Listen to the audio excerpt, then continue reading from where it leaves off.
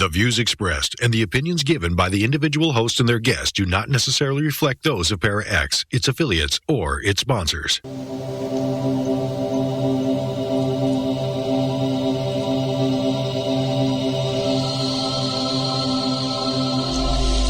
meet and merry part, bright the cheeks and warm the heart. For tread the circle thrice about, to keep unwelcome spirits out. Bide within the law you must, in perfect love and perfect trust. Mind the threefold laws you should, 3 times bad and 3 times good. These 8 words the read fulfill, and ye harm none, do what ye will.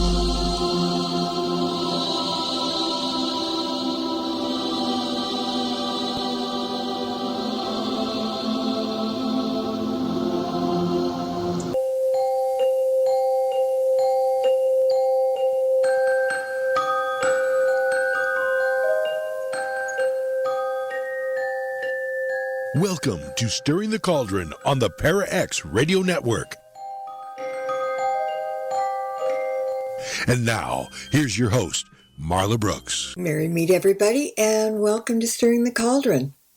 My guest tonight is Nicholas Pearson, and he's immersed in all aspects of the mineral kingdom. He began teaching crystal workshops in high school and then studied mineral science at the Stetson University. He's worked for several years at the Gillespie Museum, and he's a certified Reiki teacher, practitioner, and a prolific writer. As usual, questions and comments are welcome, but only for those who are in the Para-X chat room. So why not come over joining us at paraxradionetwork.com. Hi, Nicholas. Welcome back. It's been a long time.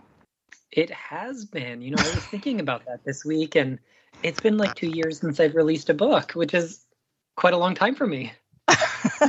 You do so much other things that, you just have time to put one pocket and the other in another, It's all you can do. But it's all good. So that's perfect.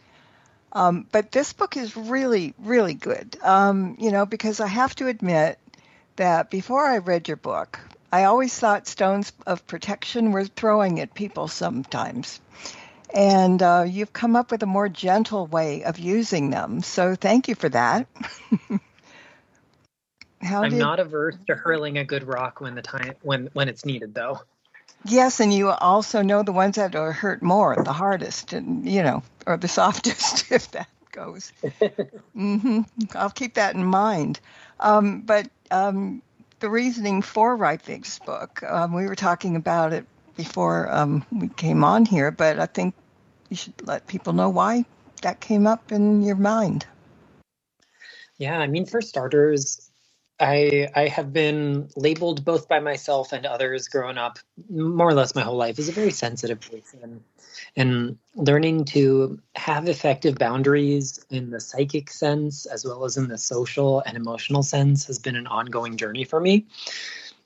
So some of the tools and techniques that are in the book are like the things I figured out for myself and learned from mentors and adapted over the years. And then another big component to what went into inspiring this book was just being in the field every day, for lack of a better way to describe it. I've spent the better part of a decade working in metaphysical retail. Mostly I do kind of consulting work these days, sourcing. But when I was doing the principal writing, the just kind of initial treatment of this manuscript, I was working full-time hours. And when I wasn't doing that, I was traveling and teaching in the same kind of atmosphere. And like the number one thing that people ask for is help with protection. We've got our basic needs. People want to be successful and have their finances in order, and they want to have their emotional lives in order and hopefully find some romance, and people need their physical bodies in order and want some healing. But after those things, it's always protection. And sometimes when things are urgent, that supersedes all of the others. So I really wanted to write a book that met a lot of different needs for a lot of different people, all related to this topic of protection. And there's 145 gemstones in the book. But, so I was also thinking about, too, if people want to just walk around with a certain stone, is there one particular crystal that works for anything? Yeah. I'm a big believer of always trying to tailor things to our individual needs, to find the specific tools that are going to support us on our own journey. But there definitely, I think, are a handful of stones that have wide enough appeal, culturally as well as energetically, that they meet a lot of different criteria for folks. So, like, one of my favorites, I seldom leave the house without it, is called labradorite. Mm-hmm. This is such a phenomenal stone of protection because it's not a hard and firm and heavy boundary. I like to think of it as a kind of selectively permeable membrane, just like we have around every cell of our body. And it allows the free exchange of certain things, our kind of energetic nutrients, if you will, can come and go with ease. We can inhale and exhale through that, but it filters out harmful, disruptive, misplaced, unwanted energies, while at the same time cranking up our light so we don't feel like we're hiding behind a wall. Yeah, that makes sense. But okay, so we also, right in the beginning, you talk about psychic harm. What are some of the sources? This is a really good topic, I think, to get people thinking about this from the right perspective. So, psychic harm is basically any kind of energy that is meeting us in the wrong place or at the wrong time. I don't like to think of it as inherently bad, because electricity is morally neither good nor bad. But, if we plug our toaster into the kitchen and use it to make our toast in the morning, it has a good application. If we drop the toaster while it's plugged into the bathtub, it has a bad application. Same energy. So psychic harm kind of works in the same way. It's not necessarily that we're subjected to evil, just that not everything we encounter is aligned with us. So there are some probably obvious sources of psychic harm, things like intentional or formal psychic attack, the kind of emotions of other people that can be directed at you. They can be the kind of unconscious kind, or they can be really pointed, things like jealousy, hatred, envy, judgment. We can have sources of psychic harm that come from geopathic stress and disharmonious energy in our environments. It can be from, spirits or other entities that we meet. It could, of course, technically be from ritual curse, other forms of magical attack, albeit this is fairly rare. But the number one source of psychic harm in every single person's life is themselves. Every little thought we've got, every unconscious judgment we direct at ourselves, that is a potential source for harm. And if we were to take inventory of the number of times we thought ill of ourselves, or kind of held ourselves to impossible standards, or used harmful self-talk, it would be staggering to realize that that is a tape being played in your head constantly. And so that's the number one thing we got to learn to filter out. Yeah, and when you said that, if I do something stupid, I say it out loud. And I'm starting to begin thinking that's not the right thing to do, because I might start believing. And I think, putting out the negative isn't very good. But I'm learning. It took me all these years, but I'm learning. Don't call yourself stupid. Yeah. Yeah, I mean, we're all human beings. We have our baggage that we inherit, the baggage we learn, the baggage we develop over time. There's no crystal that, makes all of that go away with the wave of a wand. Mm-hmm. But we can learn how to use our minds more effectively, how to use our spirits more effectively, how to use our whole energy field more effectively over time. And certainly the kind of perfection or coherence of crystals can help us aim for that same level of organization or coherence in our own lives. You're really good at when you do look at some of the stones. I mean, inherently what they take, like with the Oracle deck. I gave you the thing and you knew what stone to put in right then and there. How do you do that? I mean, there's so many, and you just seem to know them all by heart. It's really neat. I mean, the boring answer is lots of practice. I've been collecting minerals for more than 30 years now, and you get to know them little by little. I'm also a big old nerd, so obviously this is audio only, but if people could see what is right behind me in my office chair, it's a wall of books. About half of them, probably encroaching upon 1,000 titles so far, are devoted to rocks and minerals and gemstones and fossils. Some are from the folkloric side, some are from the spiritual side, some are definitely just scientific works, but I'm always learning. I strive to learn something new about at least one of the fields that I'm interested in every single day. Nice. And I endeavor to do that until I can no longer draw breath. And as far as remembering it all, some topics stick a little more easily than others. Sometimes I have to go consult my own notes. Sometimes you just forge such a deep and lasting relationship with a stone that it's like describing your best friend. You don't have to try very hard to describe someone who's such a wonderful influence in your life. And it's kind of the same thing with my best crystal friends. Well, those are friends nice to have, certainly. So what does some of the self-defensive with it entail with the stones? So in the book, I kind of lay it out in a few different stages, if you will. We have to start with the basics of knowing how to take care of our crystals as well as ourselves. That involves things like cleansing.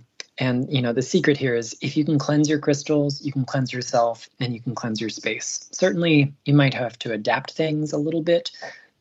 You can't exactly dunk your whole house in salt water, but you can use a lot of similar rituals, a lot of similar energies to give you the same kind of outcomes. And this is what I kind of put under the heading of good psychic hygiene or good spiritual hygiene. So we need to not only know how to cleanse energy, but how to be centered and grounding and stabilized, how to check in with ourselves for a quick detox. So there's a bunch of different techniques, from simple meditations to cleansing with smoke to using certain crystal elixirs or gem elixirs and layouts and grids. I've even got a little banishing ritual in there that's great for clearing yourself and your space. Once we've got those kind of fundamentals of working with stones and maintaining our spiritual hygiene, then we can kind of take the more proactive approach. So cleansing ourselves, that is maintenance. Protecting ourselves, warding our space, this is another kind of maintenance that is more proactive. We do this to prevent harm from coming in. So personal protection could mean deciding what crystals you want to carry, which you want to wear as jewelry, how to generate psychic shields that can filter out or deflect or otherwise guard against intrusive energy. I've also got a handful of layouts and other techniques that you can use in the chapter on personal protection. And then if we can do it to ourselves, we can do it to our space. So how do we embrace our home as a kind of sanctuary? How do we ward it against unwanted, harmful, disruptive, or intrusive energy? Again, kind of coming from the perspective of what is useful and helpful and what belongs versus what is good or bad, because too much of a good thing can still cause harm. Not enough of a good thing causes harm. Too much of a bad thing also definitely causes harm. So, the chapter on this takes a look at like the most effective places to focus on warding your space. It's got some crystal grids, some warding charms and rituals, some of which are, we'll say, inspired by some more folkloric practices than I have in a lot of my books.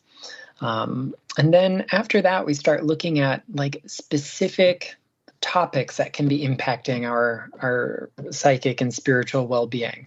Things like kind of assessing our environment for certain kinds of harm, like geopathic stress or electromagnetic pollution, how to understand and adequately recognize psychic attack and other related forms of harm, how we might handle being the target of harmful or unwanted energies through things like banishing and binding and reversal magic, some guidelines, some kind of general guidelines for dealing with spirits as well.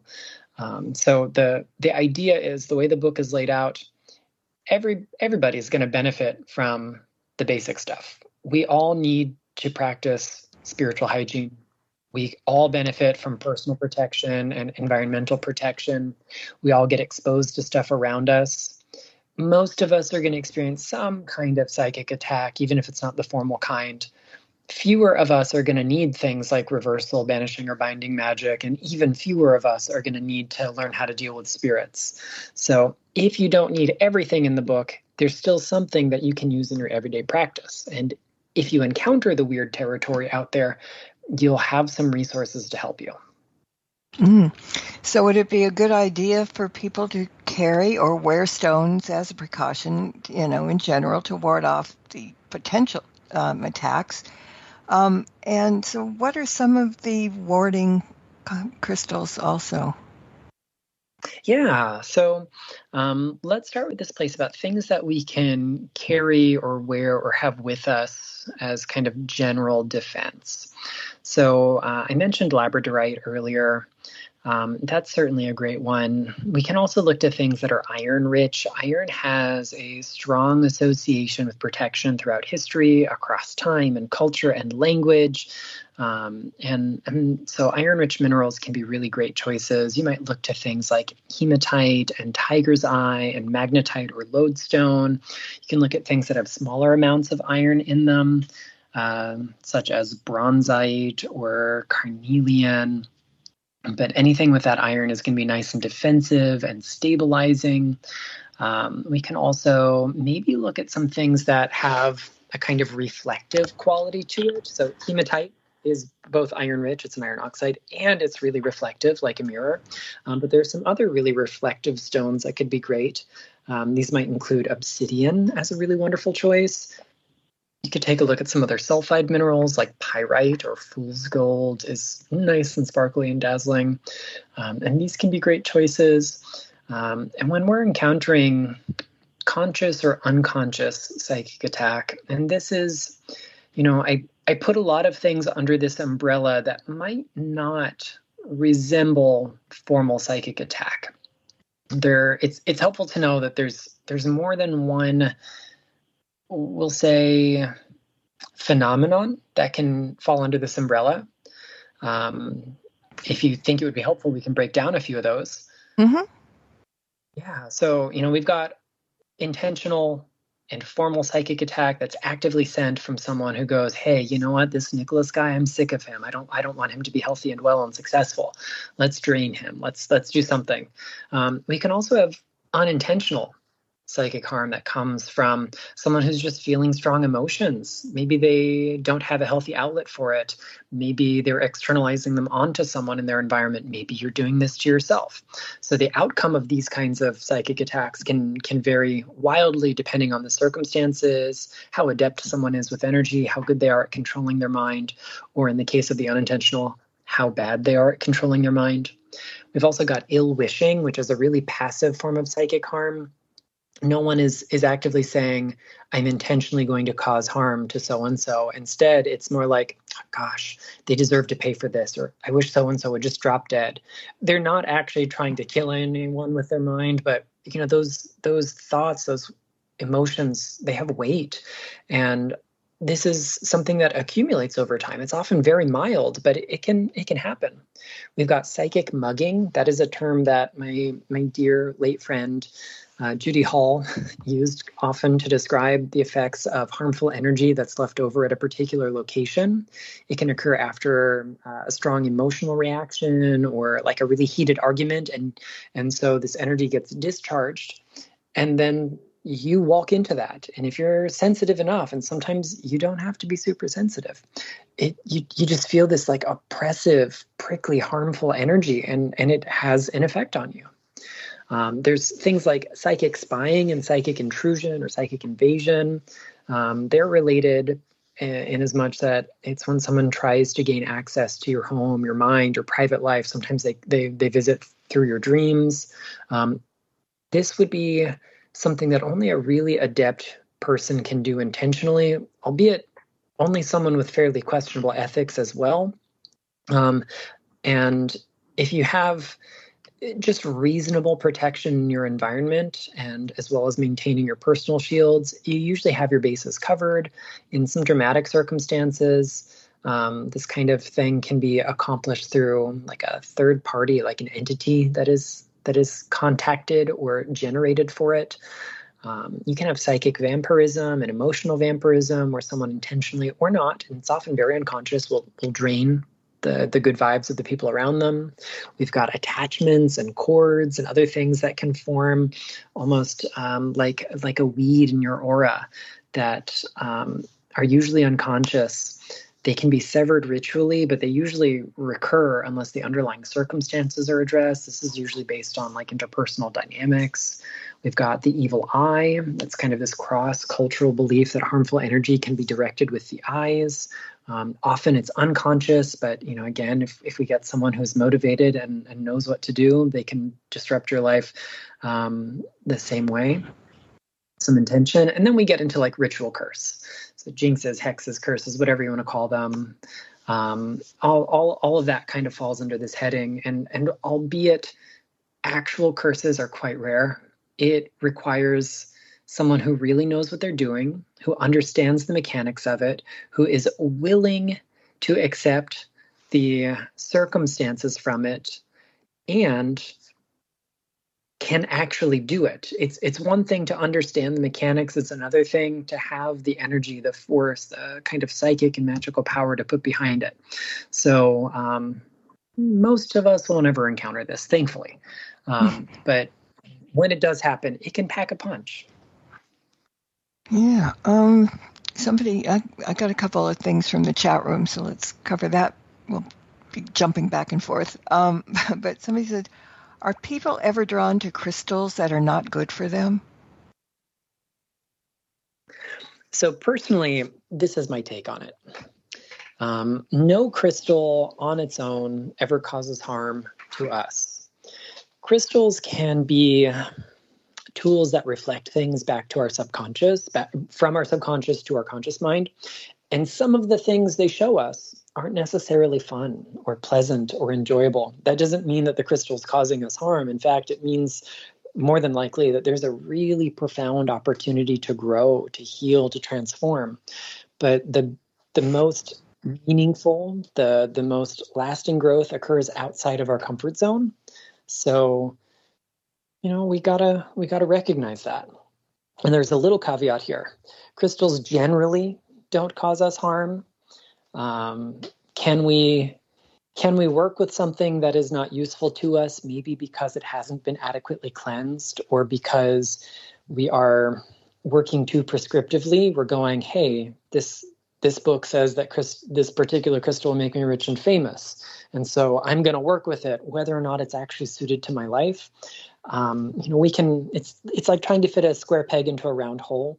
It doesn't necessarily work every time until we start thinking about what is going on in my particular life situation. What is my obstacle, my roadblock to success, to well-being, to whatever your end goal is, and what crystal most specifically represents my stumbling block. What can I use as a stepping stone to surmount this obstacle as it uniquely presents itself to me? I was going to ask something about this too. I was going to ask about crystal energy and how it's protected, but I got a chat room question. It's kind of the same thing, so I'll read the question. She says, can grief tear or hurt your aura from the inside out rather than something trying to get in? How would you protect how would you protect yourself from that? That would be attacking yourself. So kind of like we talked about toward the start of the interview, that number one source of psychic harm is ourselves. And the goal here is not building a shield that keeps stuff out Instead, it's about learning the foundations of good spiritual hygiene. How do you practice regularly cleansing yourself? Not just washing your physical body, but how do you wash clean your heart, your mind, your psyche, your soul? How do you nourish yourself from the inside out by grounding and centering yourself? How do you stabilize your energy field so that it can engage with its normal activities of regulation, of homeostasis, of regeneration? And if we can feed those parts of ourselves, then when we're undergoing heavy emotions, intense challenges, grief, and whatever it might be, we've got the tools that we need to cultivate resiliency.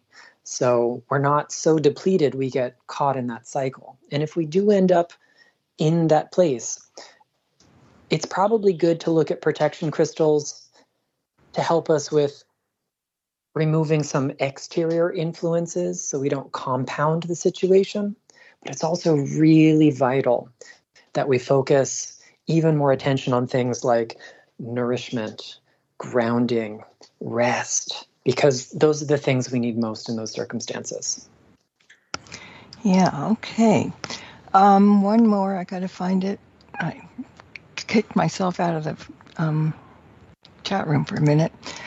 Somebody wants to know about healing crystals to strengthen, even heal knees that are so painful walking in nearly impossible. Is there any suggestions?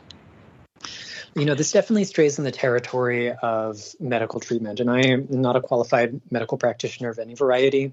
So, I can't give any kind of diagnosis or prognosis or, treatment protocol there. But what I would look at is those same kind of categories of stones, like we were just talking about, that focus on things like cultivating resilience, that cultivating strength, that cultivate our ability to rest, to repair, to regenerate. So these might be stones that could be the warm and fuzzy kind, things like rose quartz and aventurine. We could look at things that maybe have a bit more optimism and motivation to them, like amber or carnelian. We might also look at crystals that kind of broad spectrum represent balance and health, things like quartz or maybe emerald or bloodstone. But of course, these are not substitutes for actual medical care, and we should only ever use them in tandem with treatments. Okay. All right. I think we have enough time to get one more question in before we have to take a break. She says, when I choose a stone or crystal, it either vibrates or is warm to the touch, so I believe it's positive. If it's cold or gives me a shock, it's not right for me. Should I always use that as a tool to choose by? I'm going to give one of these classic Nicholas answers, which is sometimes. My general experience over 30 years now, teaching, I don't even know how many thousands of people across all these classes. Oftentimes when we have those like warm and fuzzy responses, as I call them, it symbolizes a crystal that we are naturally in tune with. We are already attuned to. When we feel those crystals that might feel a little chaotic or out of sync with us, cold, distant, uncomfortable, the shock, those often represent things that are outside of our wheelhouse. And they do have the potential in many cases to catalyze the deepest, longest lasting change. They're just not going to be comfortable along the way, at least not initially. So it's learning how to recognize when is the right time for warm and fuzzy and when is the right time to be challenged. If we are in school and we take all the easy classes, we'll get good grades. But is it really going to challenge us to learn stuff we don't know? Or do we want those teachers who assign us things that we've never learned before so we get an opportunity to grow a new set of skills? And that's the difference between the crystals that feel warm and vibrate and maybe the ones that feel a little bit more challenging to get to know up front. Okay. Well, I think we will take a quick break, and everybody stay put with us, and we'll be back in a couple of minutes. Don't go away. There's more Stirring the Cauldron with Marla Brooks right after these important messages.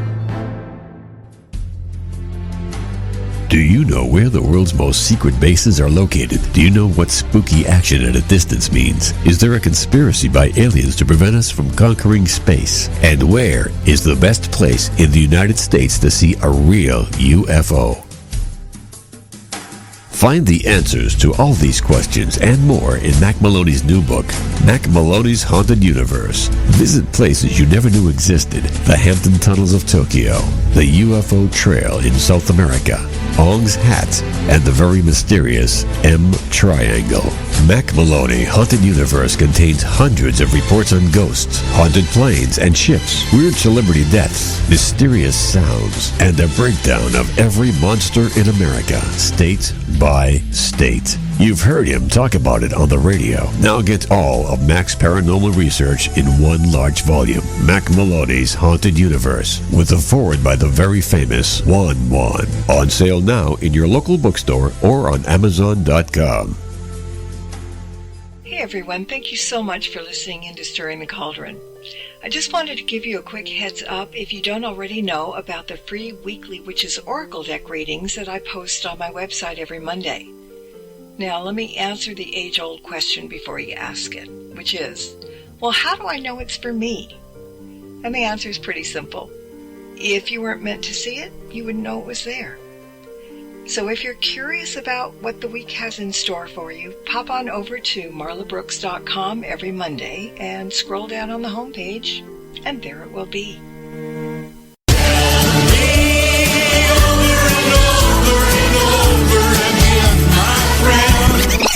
Hi, Barry McGuire here, inviting you to come along with Marla Brooks, and let's start stirring the cauldron together on Para X.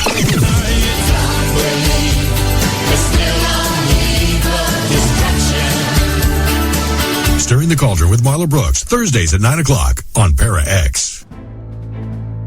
Welcome back to Stirring the Cauldron. Once again, here's your host, Marla Brooks.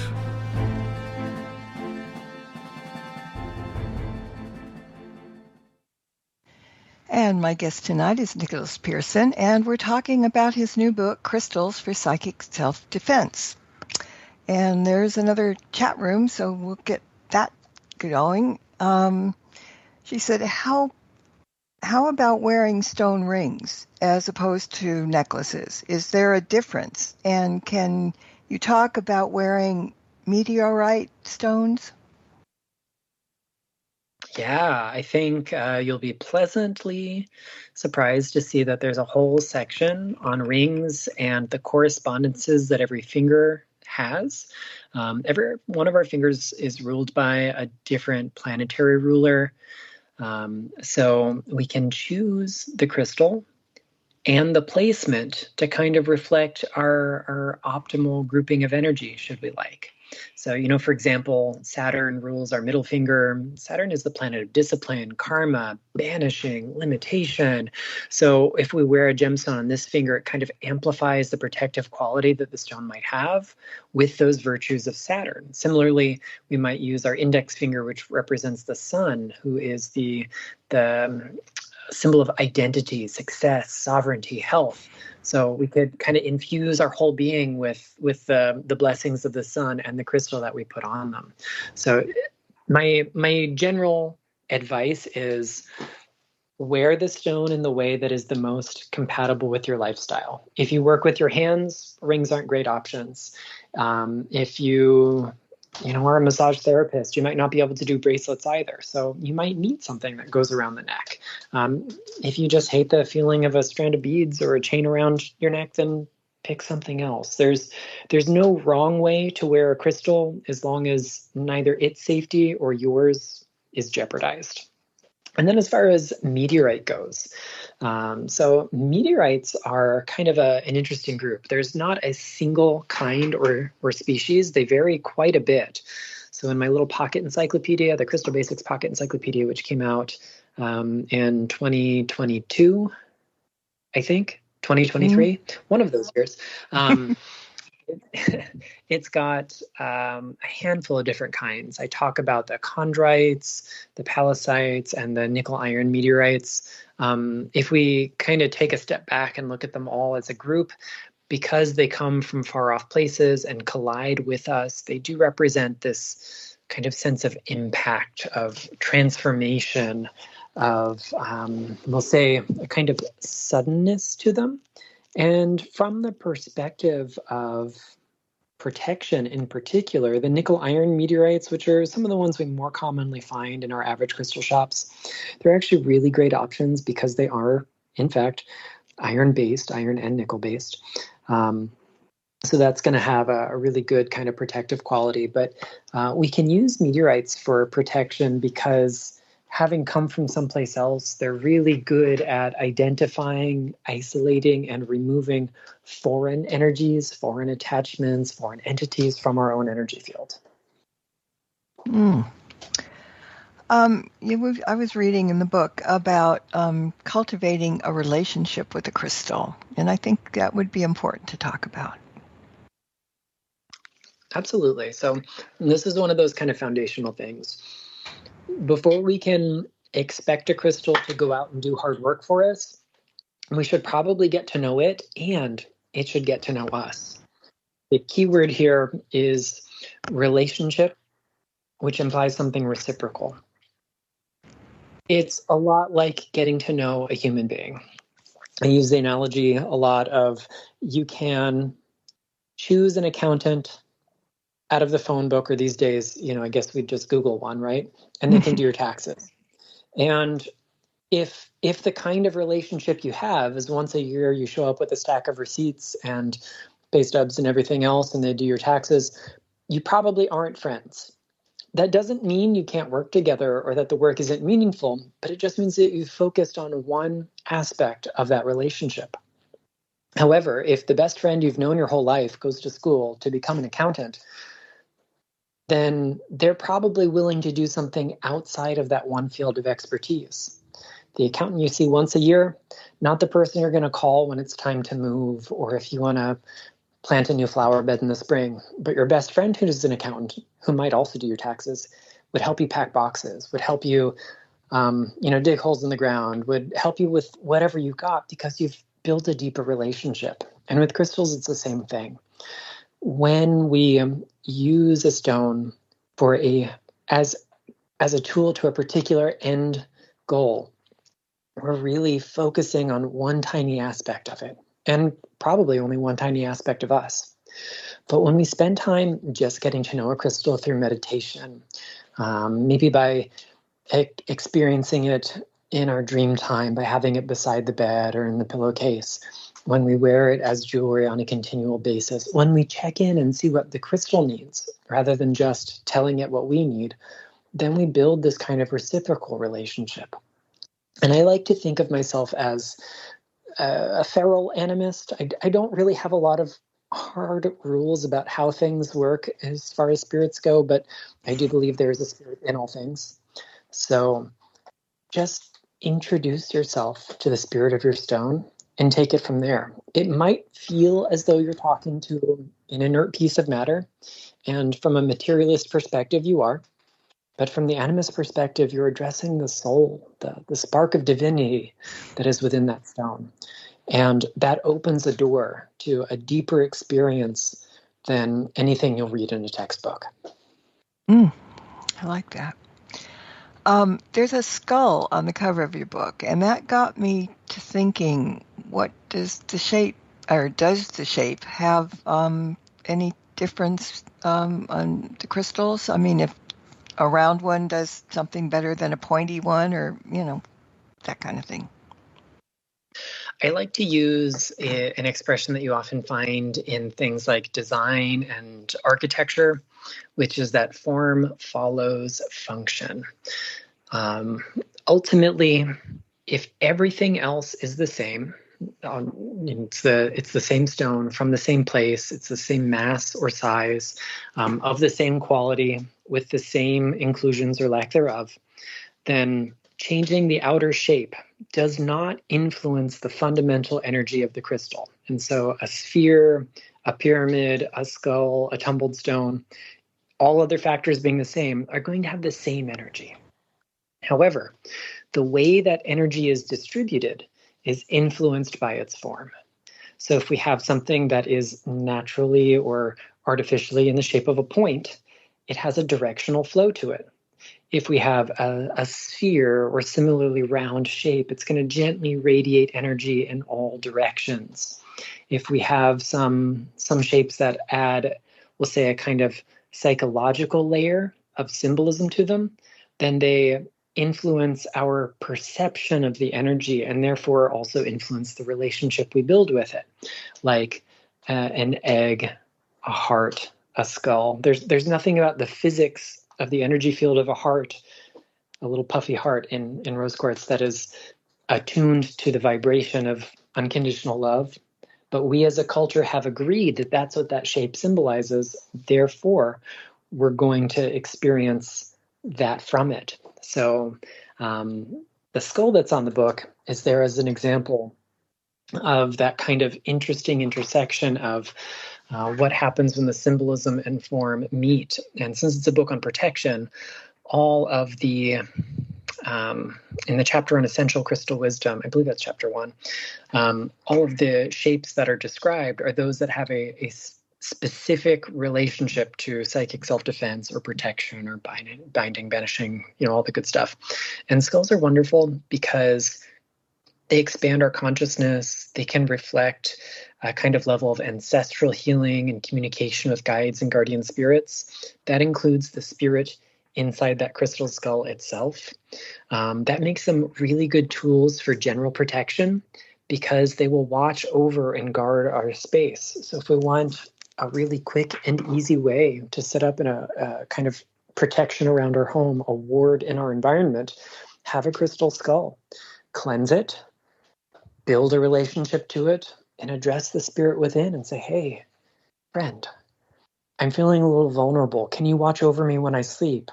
Or, there's a lot of heavy stuff in the atmosphere today. Can you help seal up all of the weak points in my office so I'm shielded enough to do my work? And when we do these things, especially when we also therefore tend to the needs of that stone, then it becomes almost automatic. They become this ally who can anticipate your needs. And skulls, they look like us. We personify them a little bit deeper. Mm-hmm. Another question from the chat room. What if we sleep with it next to it at night and wear it daily? Can that develop sentience then? So crystals don't need to have anything done to develop their own kind of sentience. Crystals are not alive in the way that we are. They do not respire. They don't have a cellular metabolism.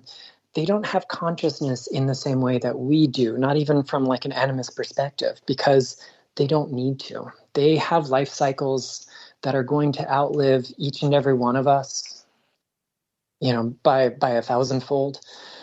If we think about the amount of time it takes to grow a decently large quartz crystal, and then we think about how impermeable it is to acid and temperature and so many other influences, our life cycles are a blink of an eye to them. So they are absolutely sentient, but we don't always necessarily recognize the way they speak, the way they communicate, how they perceive things, not until we build a relationship. And as far as, sleeping with it next to us or wearing it daily, I think we need breaks from time to time. They need breaks from time to time. If you went out into the world and just picked a human being at random to say, you're my new best friend, and you tied them to you and carried them with you everywhere you went, eventually you'd get sick of each other. And maybe after a day or two break, you'd be fine. But we do need time to reset ourselves, and they need time to reset themselves. That's what cleansing, that's what clearing and programming and charging, that's what all of those wonderful techniques are helpful for. Another helpful piece of advice is when we're just beginning to forge a relationship with a crystal. In the words of my mentor, Naisha Azian, she used to say that taking a crystal to bed is as effective at getting to know it as taking a human being to bed. We probably want to know them first, But even if we don't, we might have some fun in the process. Okay. Another question, and I would never think of this. This is good. Does plain glass have any value? I think the question is for what application? If we are looking at what makes a crystal, glass lacks all of the things that make crystals crystals. So crystals are defined as usually solid substances that have a regular composition and a repeating symmetrical structure. When given enough time and space and other resources, the exterior faces of crystals will be bound by regular geometric faces, like the cubes of pyrite and fluorite, or the kind of hexagonal prisms of quartz and beryl. So when we look at what makes a glass, they are heterogeneous mixtures of silica and potash and usually magnesium and carbonates and other things. They have no regular composition, no regular structure, no crystallinity. So glass, therefore, cannot do what crystals do. Yes, there are some natural glasses that we consider healing stones, even if they're not truly crystals. That's a kind of deeper conversation to have. They are very mineral dense. But glass is insulative. Glass lacks the regularity, the coherence that makes a crystal a crystal. So does glass have value? Yes, but it doesn't do what crystals do. So its value is not that of a crystal. It has its own applications. And since I'm a crystal healer and not a glass healer, I don't really talk about artificial glasses in my books. Okay. Another one. What crystals protect you from shadows? How do you know if it's a good shadow and you don't need protection from that or a bad one? Is it strictly the negativity and then you match the stone? I think it would be a matter of, first we'd have to hone in on what someone means by shadows. I mean, if we're just kind of generally talking about crystals that protect us from entities, it's the same kind of rule as anything else. Paraphrasing my teacher, Christopher Penzac, what is the difference between a good spirit and a bad spirit? A good spirit helps you, a bad spirit doesn't. So what is the litmus test for a good shadow or a bad shadow, a good entity versus a bad entity? Is it helpful? Is it indifferent? Is it harmful? And that's something we only know through exploration. And if we don't want to explore, if we don't feel comfortable exploring, then general protection is the way to go. This book does have an entire chapter devoted to teaching you the kind of foundations of working with crystals for, we'll say, managing our experiences with entities. That can mean removing or exorcising them. That could just be warding against them. In the case of helpful ones, that might be befriending them. So, there's a lot of different ways, but it is the last chapter in the book just before you get to the big directory. So that's chapter 8, Dealing with Spirits. It'll have all the info you need, as well as a long list of crystals that you can work with. Okay. I'm just going down and more things are popping up here. Do you think people should have a good starter kit for crystals? A few basic ones just to have along with them and get to know them and kind of what they will help or not help,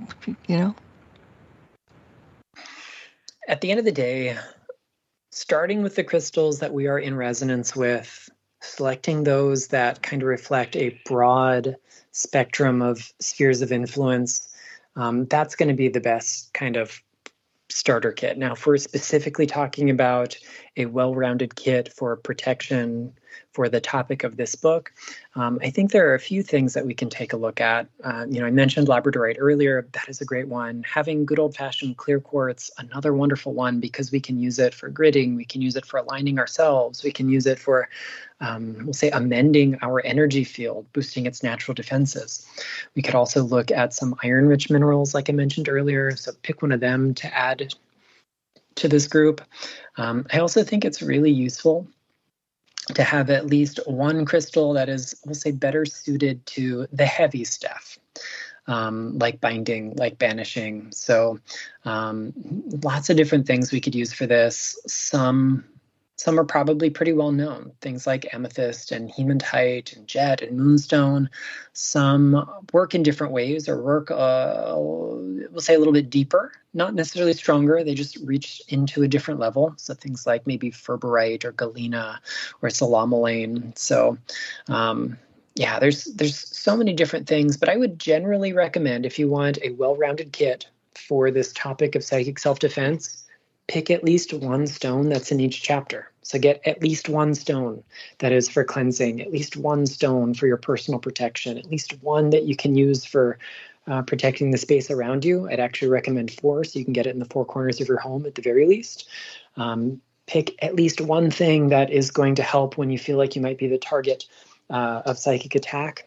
2 or 3 is probably better, so you can cycle through them as you need to. And at least one crystal that's good for removing entities. And then you've got kind of all the bases hit. The book has lots of recipes. It has crystal grids and meditations and elixirs and layouts. So there's so much more that we can do rather than just holding or wearing a single stone. Some of those other activities do require some larger kits, but it's all spelled out for you, nice and easy to find. Yeah, there's everything in that book. Everything. It's everything you need to know. One other question from the chat room. What does Herkimer diamond used for? So fundamentally, it is a variety of quartz. It has the same hardness, the same optical qualities. It has the same chemical composition as any other variety of quartz. It forms under conditions that are, different than we might find in Arkansas or some parts of Brazil, only in that it forms in a fairly soft substrate, which allows it to be shinier and pointier. It has, crystals. It has crystal points or terminations at each end. So it's still going to do all of the basic things that quartz does, but it has a few extra little bonuses. Because they tend to be a little bit more brilliant than the average crystal, they do infuse our system with more light. This can be really good for like recovery after psychic harm. We could also use it to strengthen our own energy field, albeit quartz does that. Herkimer diamond kind of does it in a deeper or broader kind of way. I think it's a really good stone for anytime we encounter stagnant or dense or unhealthy energy in our aura, because it just brings in quite a sense of movement. And oftentimes you can find very small ones that are very inexpensive, and they make great little magnifiers, great amplifiers that we can put in a little spell pouch or spell jar or witch bottle or whatever other magical work we're doing. Just pop a little one of those in there and it'll magnify that. Mm-hmm. Okay, I'm trying to see if we have enough time to ask a couple more questions. I'll go for it. On the paper that they sent with the book, they said there were a couple of questions, and I don't usually use them, but the last one was that if you could only use one crystal for protection for the rest of your life, what would it be and why? Well, if we're asking me, Nicholas, just what I would use for myself, that is Preseli bluestone. So Preseli bluestone is one of the 2 main materials that was used in the construction of Stonehenge. It is found in a number of other sacred sites in the British Isles. I just have such a profound love for it. It is earthy, grounding, empowering, and stabilizing, while at the same time being centering, expansive, and kind of cosmic. It has this really deep wisdom that helps us do some good course correction when we've kind of wandered away from our life map, if you will. And it is such a powerful healer of ancestral buildup, karmic stuff, that it is such a great ally and friend for me. And I'm wearing it right now. I have a piece in front of me on my desk. I have, I don't know, maybe half a dozen pieces on my altar. I have it all over because it means so much to me. That's good. All right. So we are running out of time, and there's so many more questions pouring in, and perhaps maybe you'd like to come back at some time and do a master class on the subject in the near future. But in the meanwhile, we'll talk about that later. give out your website address. And is there anything that you like to let people know about events and classes and books and all that good stuff? Absolutely. Thank you so much. So if people want to learn more about me and my work or sign up for my newsletter, you can do so at theluminousepearl.com. It's got a listing of all my upcoming events. You can read all about this brand new book, Crystals for Psychic Self-Defense, 145 Gems for Banishing, Binding, and Magical Protection, which comes out on January 7th here in the States. I've also got some really fun things planned for next year. I'm opening the year with a masterclass on Moldavite, and I'm also going to cover some related friends, including other tektites, glasses of uncertain origin like Libyan desert glass, impact glasses, which are not the same as tektites, and meteorites. That's coming up in mid-January. Details will be on the website, theluminousepearl.com. And I will be doing a couple little mini tours to do some in-person events, as well as some online classes and even 6-week courses related to the topic of this book, as well as some others. So if you want to keep in touch with any of those things, find it on my website, sign up for that newsletter, and I'll send you once or twice a month a little rundown of what is happening in the weeks ahead. That's a good thing. And I'm going to ask this, and I probably know the answer already. Are you thinking about writing another book soon? Well, here's the thing. I have written 2 more books. Past tense, they've been written.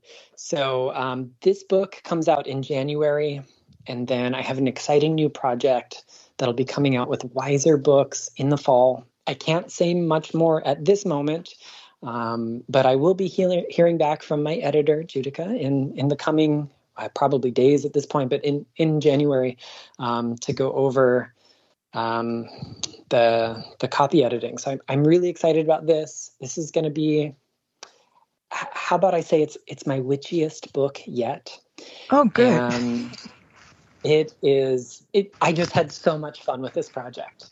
I do have some other things squared away. I have another one in the pipeline that's so far out yet, I can't even tell you much about it. But again, if anyone wants to learn more about these projects and upcoming ones, find them on my website. I do tease some of the contents of books before they come out over on my Patreon as well. It's The Luminous Pearl, like everything else. So if you want some sneak previews, that's the place to go. Okay. Well, thank you for writing a really good book that came out now, because it's very helpful, and I loved it. And so thank you for doing that. And I'm going to thank your listeners as well, because, without them, we're talking to each other. And until next time, everybody, blessed be, and merry meet again, and Happy New Year. Good night. Thank you for tuning in to this episode of Stirring the Cauldron with Marla Brooks. Please join us again next week at the same time for another great guest and more cauldron stirring. Any rebroadcast or other use of this program without explicit permission is strictly prohibited. Copyright 2024. The Mysterioso March by Kevin MacLeod is licensed through Incompetech.com.